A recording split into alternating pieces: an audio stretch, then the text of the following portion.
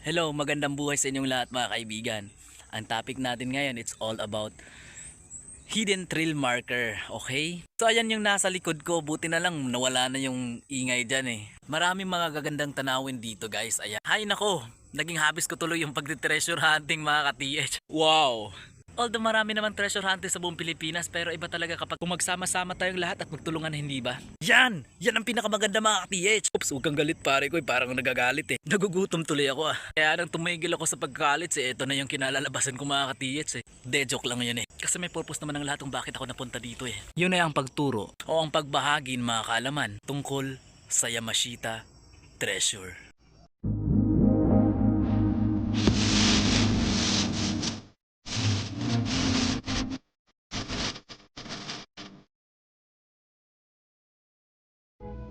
So eto na at magpapakita tayo ng mga HTM.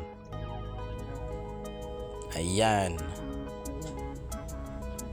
Tapos yung texture niya ay makinis. Tapos letter D. Kung titignan mo, ayan, makinis nga o, ayan o. Malapad. Naka VCAT yan. Magandang halimbawa ito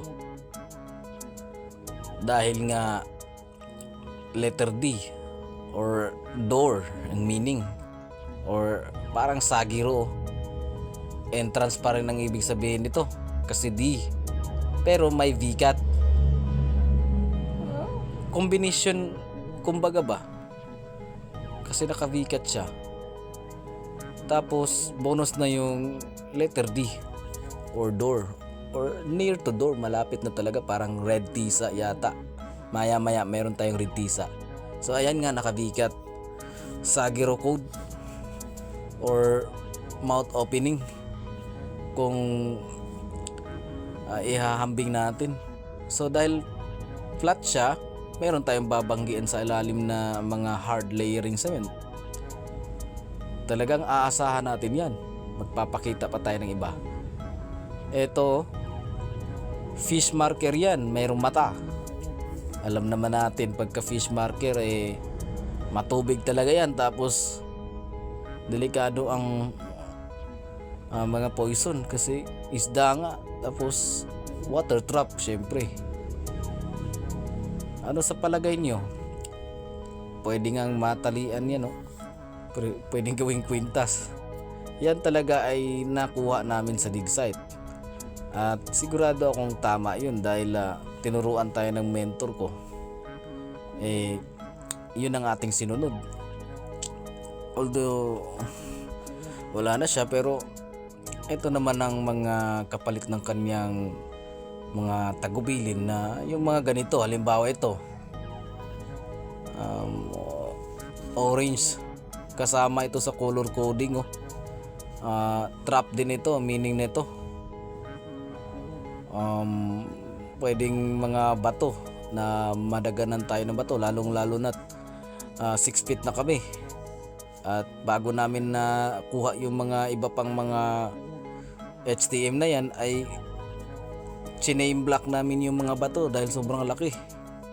Talagang gumawa kami ng chain block para maiangat yung mga batong malaki o mga BBM, big boulder marker. Talagang mahirap sobra, at marami kaming nakuha, hindi lang ito.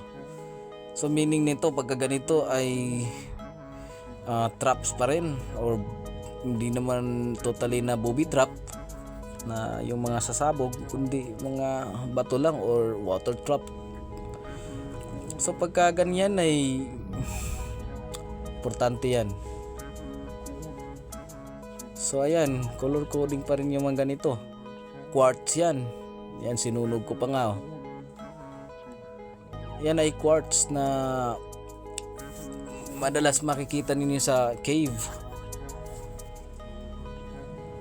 Buga yan kung tawagin sa Bisaya.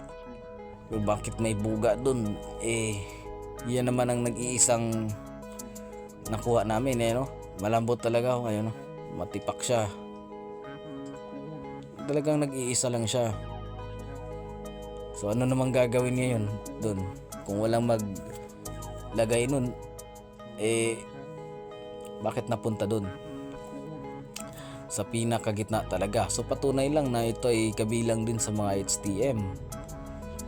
So nagpapahiwatig ng merong chamber or void space sa ilalim na naandun nakalagay yung item.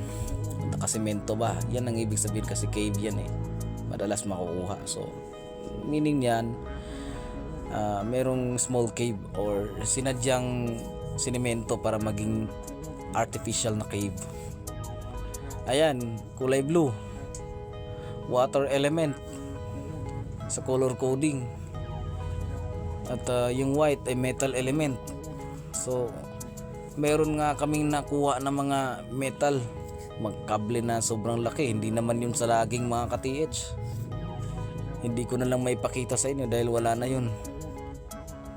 Dinala na ng mga kasamahan ko kasi antique na daw yun, ay pambira.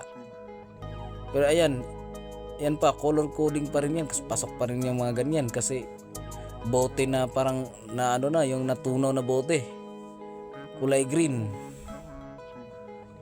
or green degrees, yung mga ganyan, importante din yan.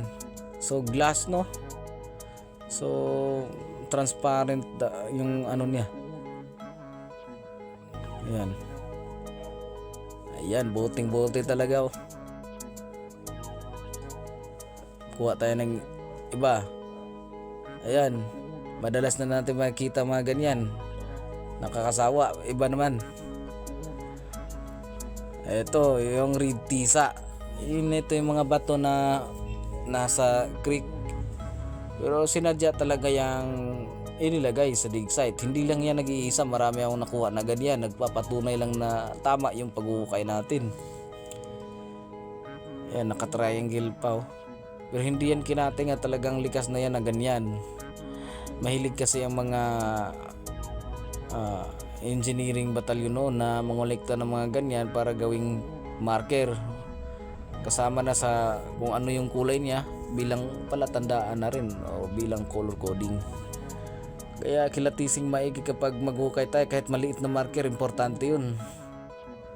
Kaya para hindi masayang yung paghukay, tiyaking tama, kasi meron talagang mga bato na may hugis talaga na hindi sinasadya, nature lang, akalain natin marker.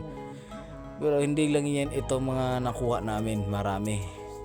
Ilan pa lang to. Ito pa nga talagang sinadya siya, grab type Ibig sabihin na may turing na shallow depot yung ino-operate namin, pero kahit shallow depot malalim pa rin yun. Tatakbo pa rin yan ng 25 to 30 feet. Ibang usapan naman kapag medium, ang sobrang laki na yung medium na yan. Ito, ang hinahanap lang natin ay mga shallow lang or mga small stash. Pero kapag maghukay na tayo, hindi na to small stash, may turing na ito na shallow kapag medyo malalim.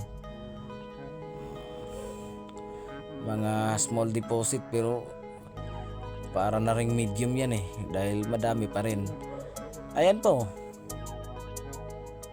Ayan, sinong nakafamiliar niyan? Sa dagat yan. Yan ang pinakamatindi. Dahil hindi lang yan nag-iisa, marami. Pero ito lang yung natabi ko dahil sa yung iba na wala na. Ito na lang.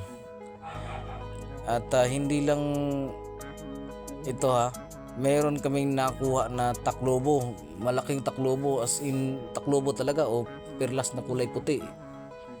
Hindi ko na lang maipakita sa video, nasa kasama ko, hindi ko na lang i-mention. Ito pa ayan, kulay itim. So naandun pa rin sa color coding. Bantayan lang talaga ang mga loose trap sa ilalim, yung mga layering transition na talagang